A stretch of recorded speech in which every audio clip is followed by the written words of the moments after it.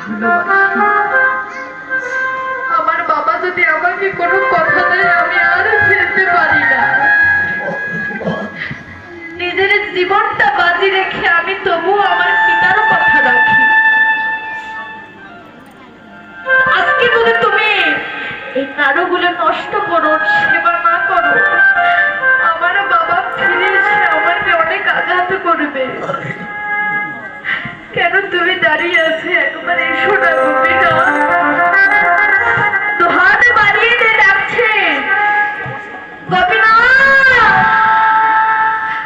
একবার এসো, এসো না গোপীনাথ। তাও আসছে না, তাও আর আসছে না গোপীনাথ। মাটির মূর্তি তো আর আসছে না। হাহাকার করে চিৎকার করে নয়নের জল ছেড়ে দিয়ে দিয়ে ডাকছে, কিন্তু গোপীনাথ আমার আসন থেকে আর আসছে না।